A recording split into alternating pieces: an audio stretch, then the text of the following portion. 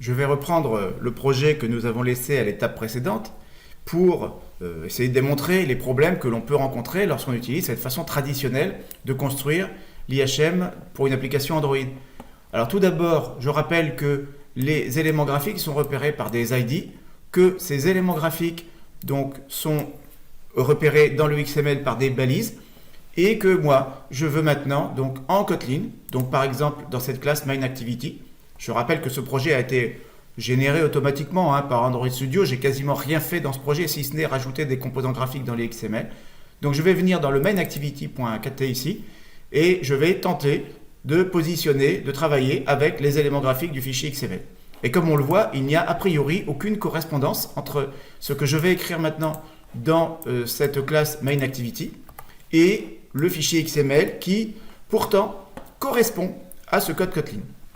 Le seul lien réel que vous avez entre le fichier XML activity_main.xml et le code Kotlin que vous écrivez ici, c'est en fait cette référence qui reprend le nom du fichier activity_main.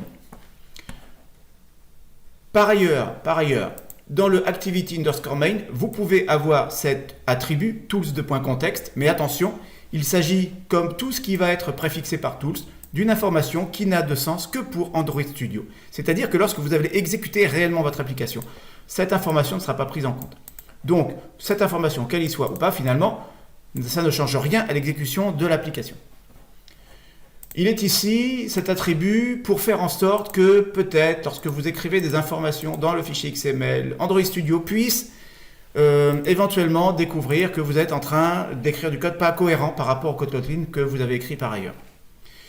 Donc, je reviens dans mon code de onCreate ici, et je constate effectivement que le premier problème que je rencontre, c'est la différence, c'est le fait d'avoir scindé en deux mon activité. Une partie XML, qui est la description de l'IHM, et puis une partie KT ici, qui va être le code applicatif. Alors, ce code applicatif, qu'est-ce qu'il va devoir réaliser? Alors, typiquement, ce qu'il va devoir faire, ce code applicatif, c'est d'aller chercher le contenu des éléments graphiques que vous avez dans le fichier XML. Je reviens sur ce fichier XML et je vais en profiter pour aller me rajouter un attribut ID dans ce fichier XML pour le premier élément graphique. Donc ici, pour suivre la même convention que celle que j'avais utilisée dans le chapitre précédent, je vais appeler ça article titre TV.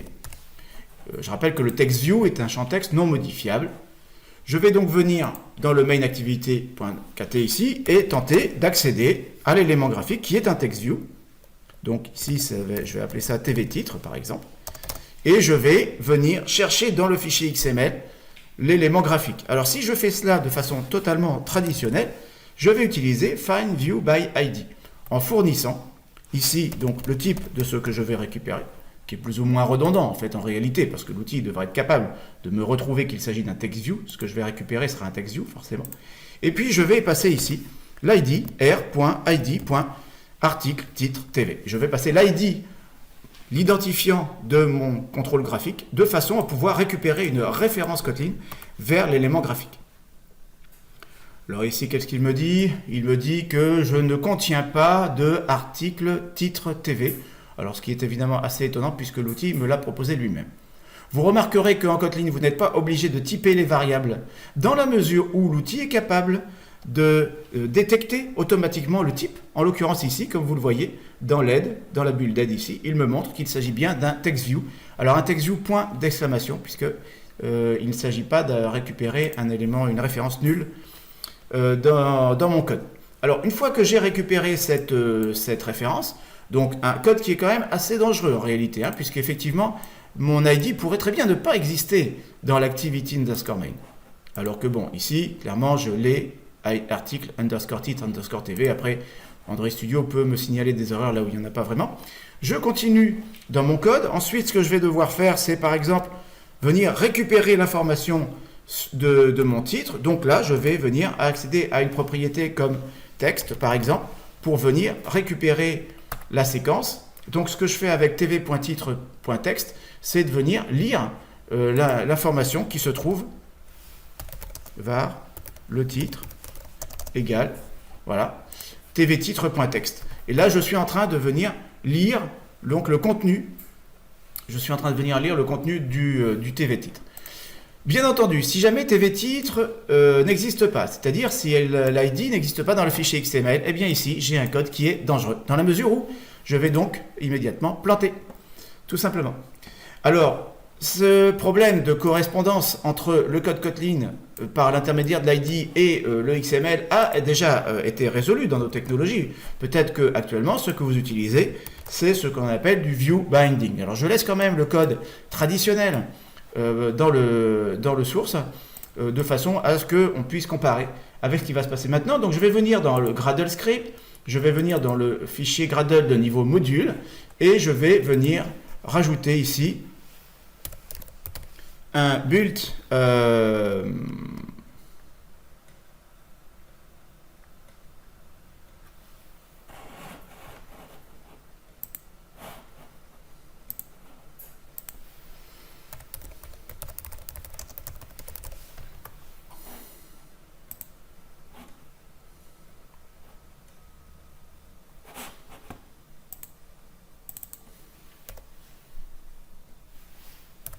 build features, alors attention OS, et je rajoute view binding true. À partir de ce moment-là, ce qui va se passer, c'est que le plugin Android va pouvoir me générer pour chaque ID que j'ai dans mon XML une référence que je vais pouvoir utiliser dans mon Kotlin. Donc la génération des références va être automatique. À chaque fois que je modifie un fichier de configuration du projet, je dois venir sur cette barre là-haut et cliquer sur Sync Now, de façon à ce que Android Studio puisse réexécuter le Gradle, de façon à vérifier que ma configuration est compatible, mon changement de configuration est compatible avec ce que j'ai par ailleurs dans le code. Donc ici, l'outil travaille, voilà, donc on le voit en bas là avec la petite barre bleue.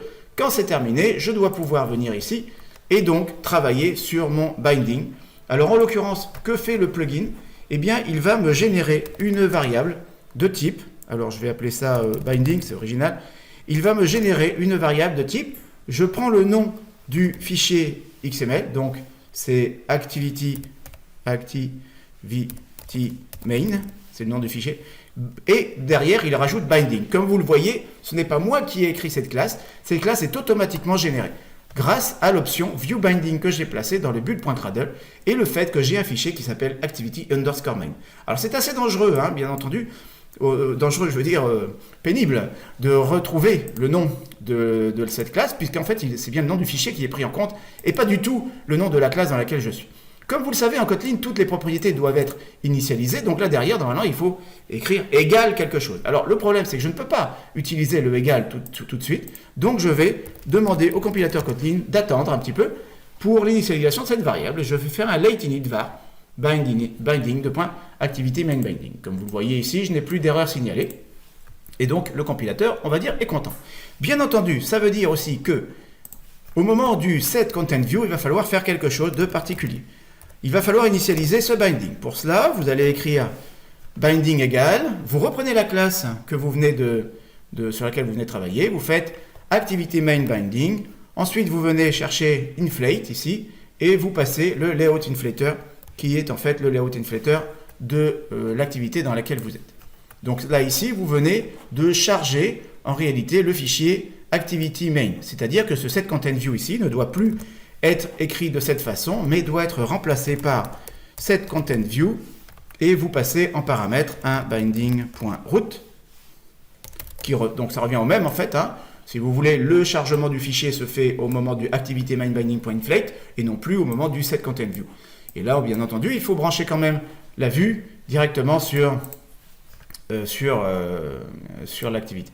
Alors si je reprends le code que j'avais tout à l'heure ici, var le titre égal, eh bien je ne vais plus maintenant faire un improbable FileViewById, je vais écrire un truc du genre binding.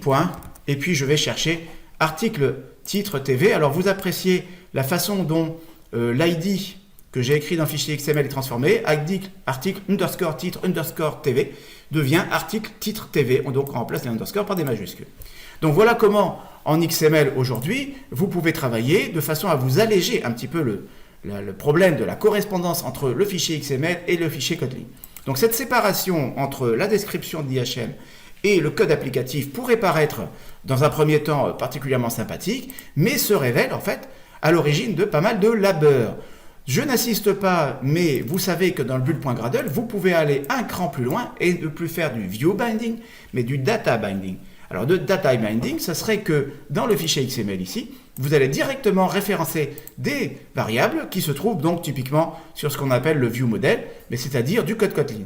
Donc, le data binding, c'est un niveau supplémentaire de travail, de facilitation en quelque sorte de la correspondance entre le Kotlin et le XML. Et puis pour finir, eh bien entendu, vous savez que lorsque vous voulez intervenir sur la vie de l'activité, vous êtes obligé de venir vous faire des fonctions comme par exemple le onResume pour pouvoir intervenir au moment où l'activité devient visible.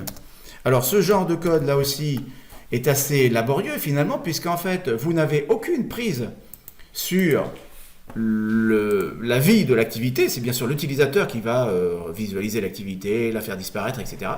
Et donc finalement, ce qui se passe, c'est que vous venez simplement, pour pouvoir intervenir sur votre application, vous devez simplement brancher du code en fait aux différentes étapes de la vie de l'activité. Alors là encore, une façon de travailler un petit peu laborieuse, hein, bien entendu. Vous avez très peu de prise. Voilà, donc je pense avoir illustré les difficultés que l'on a avec l'ancienne façon de faire une IHM pour une application Android, le XML d'un côté, le Kotlin de l'autre, et avec donc des difficultés de correspondance entre les deux mondes qui ont clairement donc pas du tout la même représentation, pas du tout la même philosophie, et donc des difficultés pour maîtriser la vie de votre application, et donc bien entendu le code dans quelques années après avoir commencé, vous vous retrouvez très rapidement avec du code très compliqué.